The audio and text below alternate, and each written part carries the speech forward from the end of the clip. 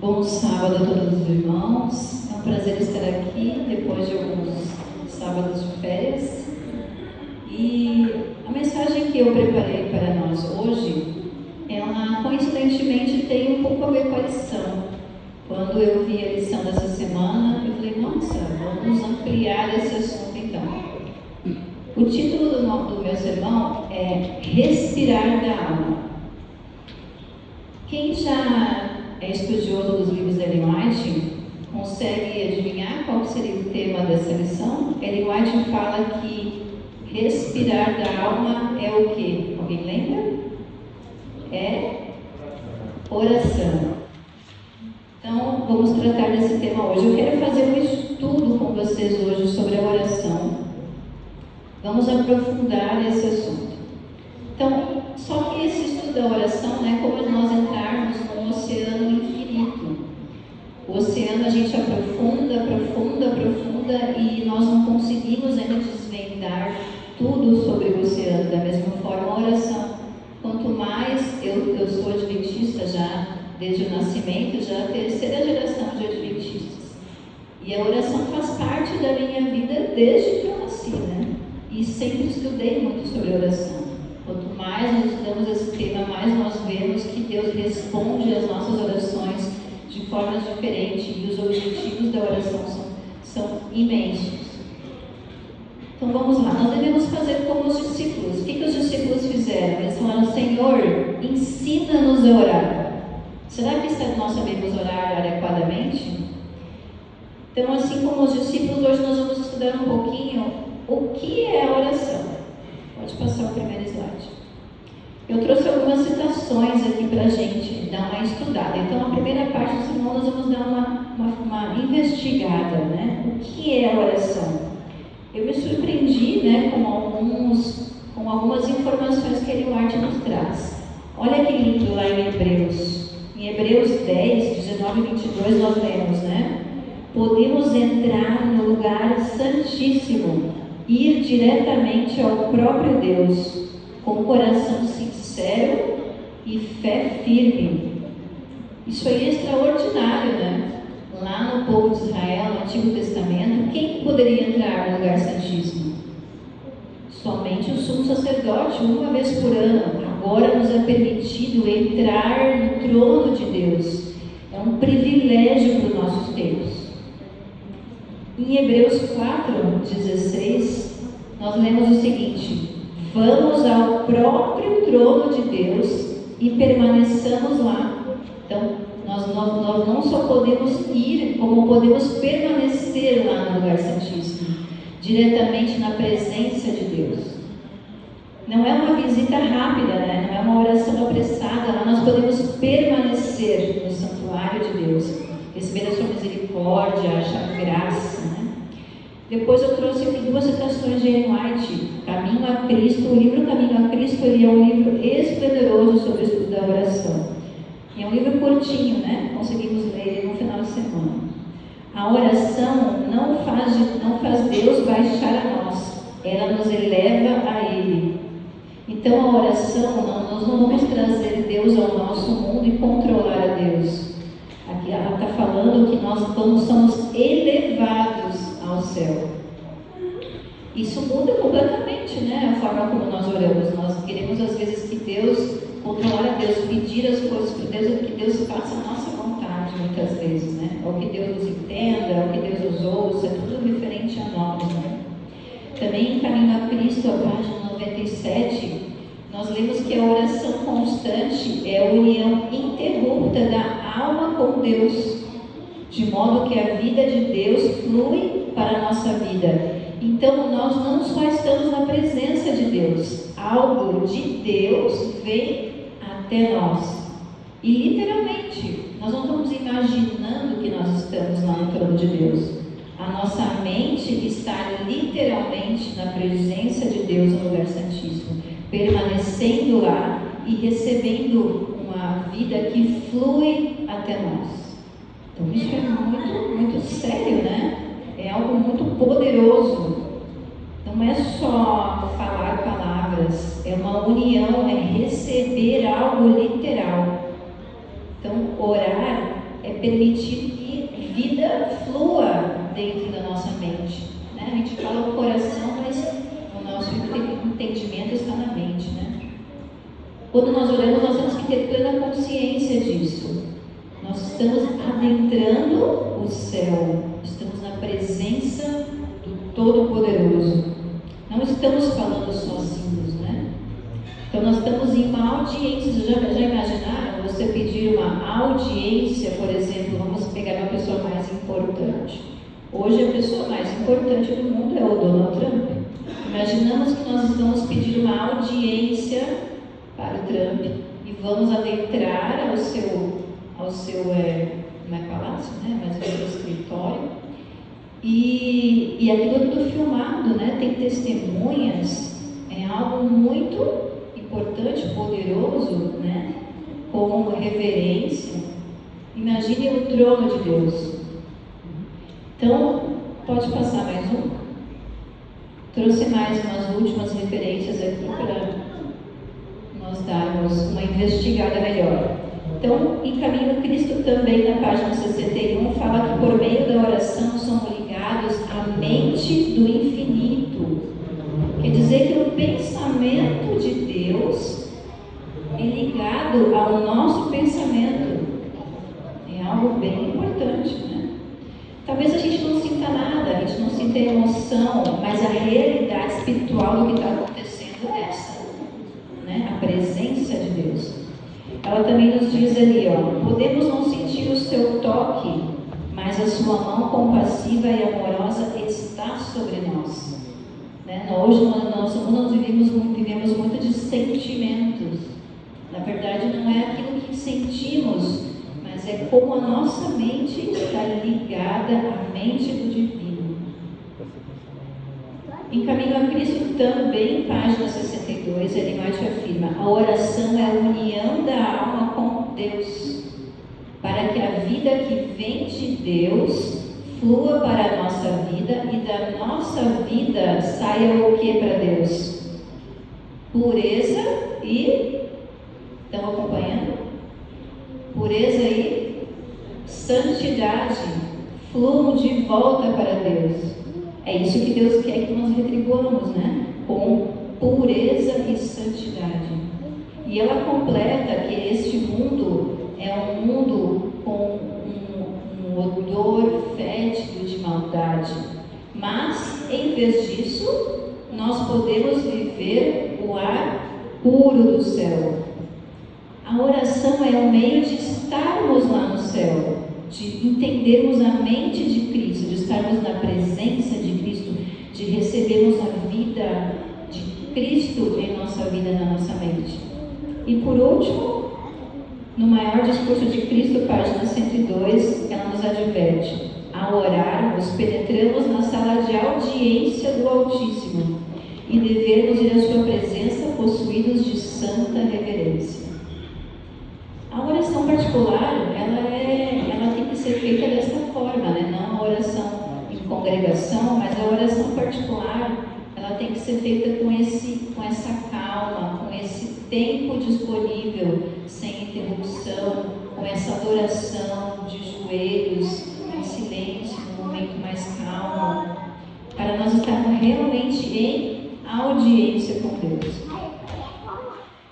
Essa oração que nós agora conseguimos analisar, ela tem um peso espiritual, né? É uma importância tremenda.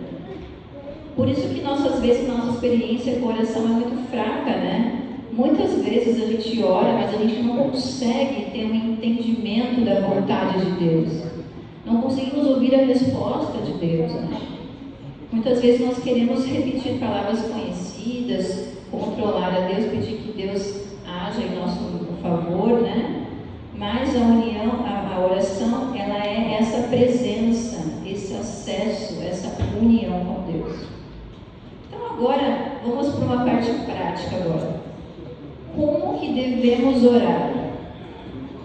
Depois de bastante investigação, eu trouxe uma sugestão aqui para vocês. Uma ordem sugestiva, é claro, mas que tem tido grande benefício para a minha vida e compartilho com vocês. Pode passar o slide. Como nós devemos orar então? A minha sugestão é, que diante desse estudo, que o ideal é que nós primeiro pedimos a presença de Deus. Nós pedimos para entrar nessa audiência, pedimos autorização em nome do sangue de Jesus, que nós possamos ser aceitos no lugar santo, na presença de Deus, em primeiro lugar. Em segundo lugar, que nós confessemos os nossos pecados, porque nós sabemos que pecados acariciados vão impedir que Deus ouça a nossa oração.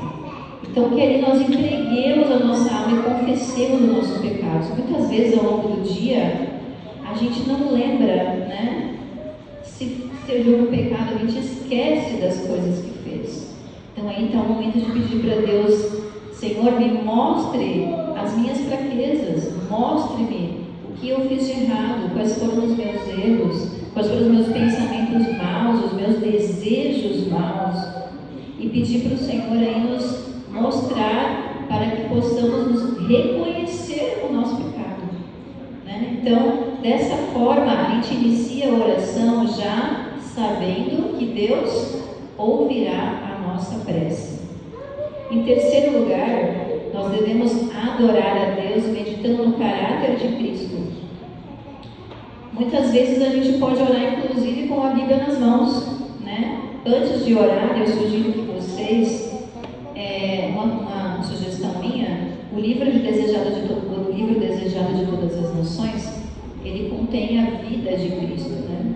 Meditar sobre a vida de Cristo, um trecho pequeno, uma frase pequena, nos ajuda a contemplar o caráter de Jesus, o caráter de Cristo.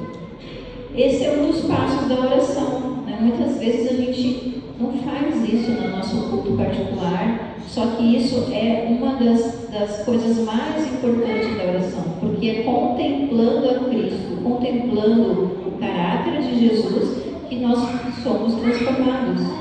Lá no livro Parábolas de Jesus, página 355, fala: o valor do homem é calculado no céu de acordo com a capacidade do coração de conhecer a Deus. É aqui nesse momento que a gente para conhecer a Deus. A gente falar com Jesus, né? Senhor, esse é o seu caráter, essa é a sua atribuição, como você agiu, né? Refletir sobre o caráter de Jesus, para que nós aprendamos algo naquela oração, né? Nós tenhamos um aprendizado naquela oração. Então, nós, pela contemplação de Cristo, somos transformados, desenvolvemos caráter que é uma cópia do divino. Então, aqui é o momento da aula, o momento que Jesus vai nos dar uma aula de como que devemos ser. Então, o terceiro passo, meditar no caráter de Jesus. O quarto passo, agradecimentos e louvores. É aqui que chegou a hora de agradecer. Antes de pedir, iremos louvar a Deus pela sua bondade, pelo seu amor, pela sua misericórdia e nos dar tudo o que precisamos, até muito mais do que pedimos. E nesse momento também nós podemos cantar um momento de louvor a Deus, podemos cantar um hino de louvor a Deus. É o momento que podemos interromper a oração pensada e começarmos a louvar a Deus através de cânticos. Quinto passo, oração intercessória. É muito importante nós termos um caderno de oração. Vocês têm costume de usar caderno de oração? Quem tem aqui um caderno de oração? O caderno de oração ajuda muito, porque ali nós conseguimos colocar os agradecimentos. Antes de orar, nós precisamos nos preparar. Você iria para uma audiência com o Donald Trump sem nenhum preparo? Pelo menos você iria anotar o que você ia falar, né? Da mesma forma, precisamos nos preparar para orar. A gente tem que anotar antes de orar o que iremos orar. O caderno de oração ajuda muito. os agradecimentos, os pedidos de oração intercessória.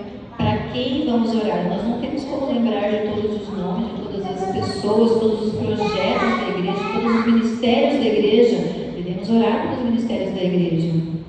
Então, precisamos nos preparar para orar. Então, antes de orar, devemos anotar os agradecimentos e a nossa oração intercessória. Para quem vamos orar, né? Aqui também é o momento da oração intercessória, de pedir que Deus nos ajude a perdoar. É nesse momento aqui que nós temos que perdoar o próximo, né? Perdoar quem nos ofendeu, quem nos magoou, porque senão Deus não poderá ouvir a nossa oração. Então, é o momento de nós amarmos ao próximo. Nós já amamos a Deus, vamos amar ao próximo. E por último, em sexto lugar, orar por si mesmos. Mas não somente pedindo coisas. Aqui nós temos que abrir a nossa mente a Deus. Devemos o quê? O que nós devemos fazer? Conte para Deus as suas angústias, os seus medos, as suas inseguranças, os obstáculos que você vai ter pela frente. Abra o coração a Deus, as suas alegrias também, aquilo que te deixa alegre. Lembre de coisas do passado que Deus fez por você. Peça para Deus te dar força para o futuro. Peça para Deus te ensinar. Senhor, ensina-me a te adorar, ensina-me a orar, né, de forma que eu possa estar em comunhão contigo. Então, esses 6 passos é a minha sugestão para hoje. Mas, vamos agora aprender com Davi a orar. Davi era uma pessoa que escreveu orações em forma de cânticos, né? Davi era um homem segundo o coração de Deus. Então, ele tem algo para nos ensinar sobre a oração. Eu quero convidar vocês a abrir a Bíblia em Salmo 63. É um salmo que me impacta grandemente. Por quê? Eu vou trazer o contexto para vocês. Pode passar o slide. Olhem essa imagem aqui. Apresento para vocês o deserto da Judéia. Olha, até hoje eu não sei por que brigam tanto pelo deserto da Judéia. Que, como vocês podem ver, não há nada lá.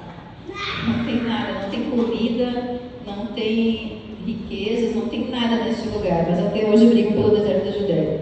Nesse salmo, Davi estava fugindo de Saul e estava escondido no deserto da Judéia. Lá não tem nada, não tem água, não tem comida, só tem cobra, escorpião e morte. Ele estava lá. Só que Davi não estava sozinho. Davi estava com os seus seguidores, né, que estavam do lado de Davi. Havia mulheres e crianças. Nós temos aqui calculado mais ou menos em torno de 2.500 pessoas, entre mulheres e crianças, com Davi, escondido no deserto da Judéia, fugindo de Saul. Se você estivesse nessa circunstância, pensem comigo aqui, e você foi avisado que o exército de Saul está chegando. Você, repito, 2.500 pessoas com mulheres e crianças. O que você pediria a Deus? O que você pediria? Você pediria água? Imagina a preocupação de Davi tendo que dar água para essas pessoas no deserto da Judéia. Como que ele fez, gente? Você estaria preocupado em dar comida para essas pessoas? Proteção para essas pessoas? Livramento para essas pessoas? Porque Saul estava chegando no exército. Vamos ver o que Davi fez. Vamos lá. Salmo 23. Pode passar. 63, perdão. Pode passar o slide. Pode passar mais. Aí. Então vamos lá. Ó Deus, Tu és o meu Deus. Eu te busco ansiosamente. A minha alma tem sede de Ti. Meu corpo te almeja como terra árida, exausta e sem água. E assim quero ver-te no santuário para contemplar a Tua força e a Tua glória. Porque a Tua graça é melhor do que a vida. Os meus lábios te louvam, assim eu te bendirei enquanto viver. Em Teu nome levanto as mãos. O que Davi pediu, gente? Ele pediu por água, comida, Ele pediu por Deus. Não é meio um pouco contraditório? Você está tentando se esconder de um exército com fome, com sede, sem abrigo, e você pede por Deus. Ele pede a presença de Deus. Davi estava no deserto, mas a maior sede dele não era física, era uma sede espiritual. Isso nos ensina algo profundo. Antes de pedir, antes de nos preocupar com as nossas necessidades, nós temos que pedir pelo nosso desejo maior, que é o desejo de estar com Deus, sentindo a presença de Deus. Davi, ele conhecia Deus, por isso que ele sabia que em meio do perigo, em meio da escassez, em meio da ameaça de morte, ele não ia negociar com Deus. Ele queria era a presença de Deus. É exatamente assim que nós devemos pensar. A oração serve para isso. O objetivo da oração é para esse, para nós estarmos vivendo no céu, aqui na terra, na presença de Deus. Então, antes de pedir que nós busquemos a Deus, nós contemplamos o seu caráter e nós permanecemos em sua presença. Mas por que então que Deus não fala conosco hoje? Na Bíblia Deus falou com muitas pessoas. Deus falou com Enoque, com Abraão, com Jacó, com José, Moisés, com Josué, com Davi, Samuel, Jeremias, Elias. Deus falou com muitas pessoas. Por que Deus não fala conosco hoje? Você já ouviu a voz de Deus audível? Você já ouviu? Deus já te deu uma ordem na mente para você ir lá e executar? Você reconhece a voz de Deus se Deus falar com você, ou você vai ficar confuso? Será que é Deus falando comigo? Ou será que eu estou pensando isso? Será que eu ouvi essa voz mesmo? Por que Deus não fala com você? Que experiências de milagres você tem para contar? Que experiências você tem de livramento que Deus te fez, que Deus te salvou? Por que nós não ouvimos a voz de Deus? O motivo da resposta está porque não sabemos orar. Nós não permanecemos na presença de Deus, nós oramos de forma totalmente equivocada. Nós não conhecemos a Deus também, porque o nosso conhecimento de Deus vem através da oração. Nós corremos o risco de estarmos aqui todo sábado e chegarmos no dia da volta de Jesus e Jesus falar o que para nós? Eu não os conheço. Vocês expulsaram demônios, fizeram milagres, mas eu não os conheço. Como você pode estar casado com alguém se você não passa tempo com essa pessoa? Você só encontra ela uma vez na semana e ainda no meio de várias pessoas. É por isso que não sabemos como é a voz de Deus. Nós não sabemos diferenciar. As pessoas não sabem o que Deus responde para elas em oração. Nós não temos a presença de Deus em nossa mente. E isso é, gente, de forma literal. Como que Moisés saiu da presença de Deus? Iluminado, brilhando. Ellen White fala que os seres humanos emitem luz. É literal a presença de Deus. Ele vai mexer com as nossas células, com a nossa mente, com o nosso pensamento. Então, já aprendemos então aqui que nós também, é como se nós fôssemos impregnados com a presença divina. Eu falo até mais, seria o contrário de uma pessoa endemoniada. Uma pessoa endemoniada, ela está cheia do espírito maligno. Uma pessoa com o poder de Deus, na presença de Deus, está cheia do Espírito Santo. Isso que é ser cheio do Espírito Santo. Eu trago aqui para nós o exemplo das mulheres do sepulcro. Quem lembra da história da mulher do sepulcro? Elas chegaram lá para ungir o corpo de Jesus e elas encontraram quem? Encontraram um anjo, né? E esse anjo chegou para as mulheres e falou assim: Jesus ressuscitou. Vai e contem aos discípulos. Não foi isso que ele falou. Ele falou: venham aqui e vejam. Venham e vejam o sepulcro vazio. Só depois ele falou: agora que vocês viram, que vocês experimentaram, agora vocês vão e contem aos discípulos. Primeiro vem a experiência, depois o testemunho. Por isso que nós não temos motivação para orar, para pregar, porque nós não temos experiência com Deus. Vocês não têm milagres na vida de vocês, nem experiências para contar. Tem pessoas que conseguem escrever um livro de tanta experiência que elas têm com Deus, de tanta oração respondida, de tanto milagre que ocorreu. E ela conhece a voz de Deus. Quando ela recebe uma resposta de oração, ela sabe na hora que Deus quer falar com ela. Então venham e vejam. Nós precisamos das nossas experiências pessoais com Deus. Precisamos ser testemunhas. Nós temos que falar daquilo que a gente viu e daquilo que a gente ouviu. É disso que nós temos que falar. Então agora mais um detalhe, pode passar. Quanto tempo orar? Pode passar mais um. Quanto tempo orar? Quando a gente estamos orando por um objetivo, eu quero orar por tal objetivo. Quanto tempo você deve orar? Então depois que nós entendemos isso, nós precisamos entender, né, qual que é a frequência, qual que é a constância dessa oração. A Bíblia nos traz essa resposta. Quando Jesus, antes dele ascender aos céus, ele se reuniu com os discípulos e ele falou assim: olha, não vão pregar, não tentem fazer a minha obra com a força de vocês, não façam isso, fiquem na cidade, como Jesus falou, fiquem na cidade e orem. Fiquem na cidade e orem pedindo o quê? O que eles deveriam pedir? O recebimento do Espírito Santo, a vida do Consolador. Então Jesus falou: permaneçam na cidade, esperem.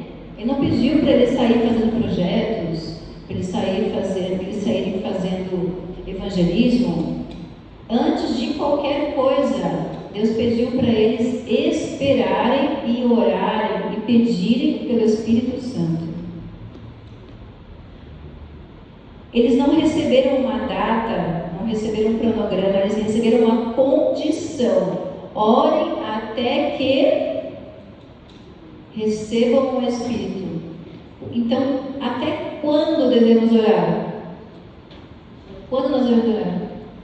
Até quando? Até receber o Espírito. Esse o nosso objetivo. Lá em Testemunhos para a Igreja, volume 8, página 22, nos diz que não devemos descansar satisfeitos até que sejamos animados pelo Espírito Santo e revestidos do poder do alto. Nós não podemos parar de orar, não. Às vezes a gente ora 3 meses, 4 meses, não. É até que venha o pedido, até que venha o Espírito Santo. Também em Mensagens Escolhidas nos diz que devemos orar até que o coração seja suavizado e subjugado pelo Espírito de Deus. Então orem até receberem. Não desistam, sejam perseverantes até receberem o Espírito. Então a oração, ela é um estado de dependência, né? Ela não é um estado pontual. Nós dependemos daquilo para viver, né? Por isso que entrou o título do nosso sermão. Oração é a respiração da alma, diz White. Agora vamos pensar aqui comigo. Por quanto tempo você respira? Você respira constantemente. Você não para de respirar. Não tem fim, não tem uma linha de chegada. Nós respiramos constantemente. Respiramos o tempo todo, porque se nós pararmos de respirar, nós morremos. Da mesma forma, se a alma deixa de orar, a gente morre espiritualmente. Então, nós não percebemos às vezes de imediato que nós estamos morrendo. mas estamos.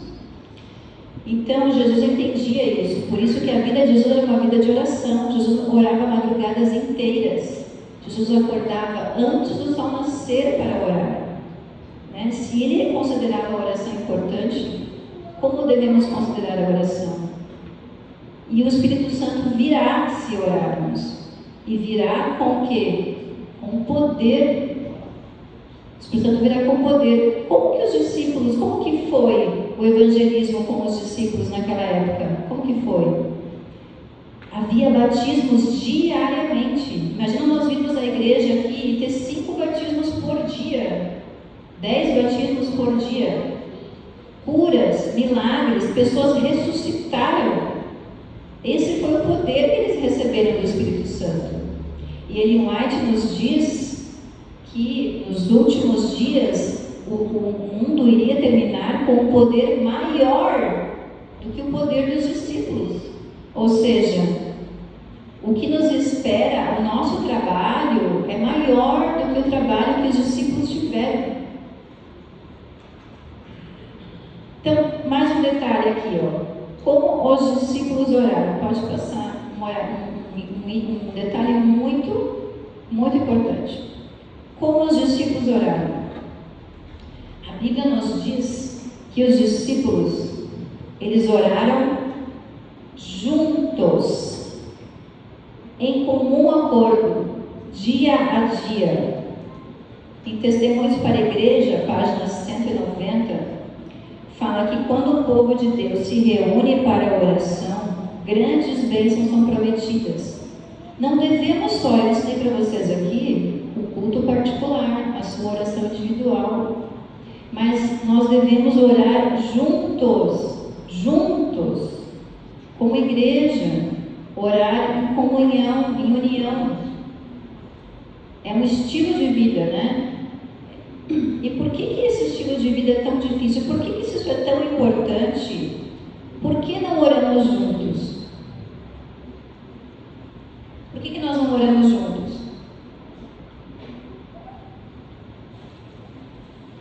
Nós não oramos juntos porque é complicado reunir, né? Precisa, tem várias condições aí, né?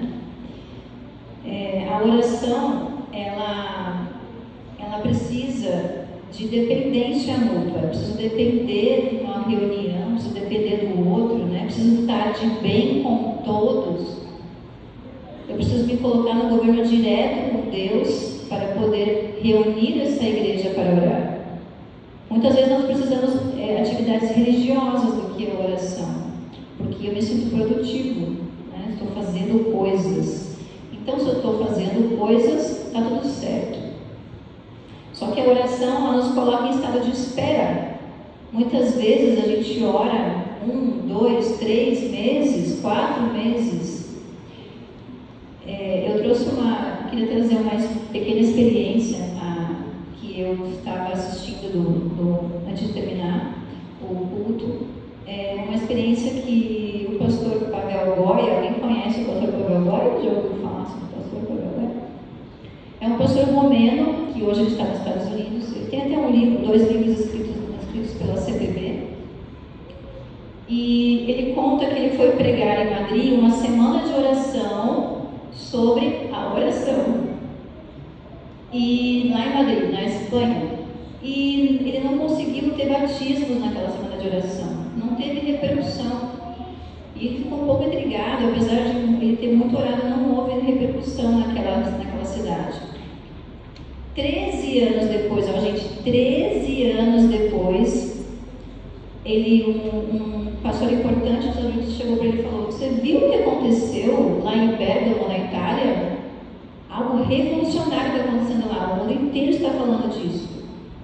Ele falou: não, o que aconteceu?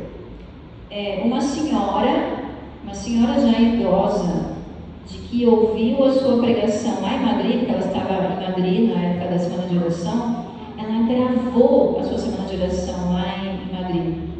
E ela ficou ouviu 5, 6, 7 vezes aquela semana de oração que ela gravou. Só que ela decidiu que ela devia compartilhar com outras pessoas esse material. Então ela voltou para sua cidade de Bergamo, na Itália, e ela decidiu convidar os membros da igreja a orarem com ela. Vamos fazer o que o pastor Pavel Goya falou, vamos orar juntos, dia a dia, pedindo o quê? A presença e o poder de Deus. Havia 40 pessoas na igreja de Bérgamo, era uma igreja pequena. Então ela fez esse convite, 15 pessoas se reuniram todos os dias na igreja, das 5h30 às 6, para orarem pedindo a presença de Deus. Se reuniram então, 15 pessoas, passaram-se 3 meses, não aconteceu nada. Passaram-se 6 meses, não aconteceu nada. E daí o pastor Pavel Goya disse que recebeu uma ligação dessa senhora. Mas escuta, pastor, a gente está orando há 6 meses e nada aconteceu. E ele repetiu, lembrou ela do sermão. Nós respiramos por quanto tempo? Constantemente. Você deve orar constantemente. Continue orando. Você tem que orar não porque vocês querem algo. Você tem que orar porque faz parte da vida do cristão estar em comunhão com Deus. Então eles decidiram voltar a orar. Mais 3 meses se passaram, já 9 meses de oração. Todos os dias eles se reuniam na igreja das 5h30 às 6 para orar. 9 meses depois, chegou um homem que não era adventista, chegou na igreja e falou: escuta, vocês estão vindo na igreja agora todo dia? Vocês vinham só aos sábados, já faz meses que vocês estão vindo todos os dias à igreja. O que está acontecendo? Eu ouço que vocês ficam orando aí. Só que vocês estão atrapalhando o trânsito, porque todo dia de manhã está cheio de carro na frente da igreja e eu não consigo entrar direito na minha casa. Trouxe reclamações aqui. Não, nós estamos aqui para orar, estamos orando juntos. Eu sou ateu, não acredito em Deus, mas eu até acredito na oração porque sou supersticioso. Eu acredito que a oração é atendida por outros motivos, não porque Deus existe. Mas nós estamos aqui para orar. Se você quiser, a gente pode orar por você. Pode colocar o nome da minha mulher aí. Minha mulher está com câncer terminal. Ela tem poucos meses de vida. E colocou o nome dela lá. Passaram-se algumas semanas, veio um casal na igreja, nesse mesmo horário, das 5h30 às 6, chegaram na igreja. E como falaram assim para quem estava lá, né? Escuta, nós queremos nos batizar. Não, só um pouquinho, não é assim que funciona, vocês precisam conhecer primeiro, né, a Bíblia, estudar a Bíblia. Não, a gente acredita em tudo que vocês acreditam. Não, mas a gente precisa entender, né, quem são vocês, né, o que está acontecendo. Não, mas eu estive aqui faz umas semanas atrás, vocês estavam orando pela minha esposa e nós fomos fazer os exames no hospital e ela não tem mais nenhum câncer, foi completamente curada. Então a gente quer se batizar e fazer parte dessa igreja. E eles acolheram aquela família, claro, mas esse casal começou a falar para os vizinhos o seguinte: olha, minha esposa foi curada do câncer terminal, vai lá naquela igreja que eles oram por você e você recebe o que você está pedindo.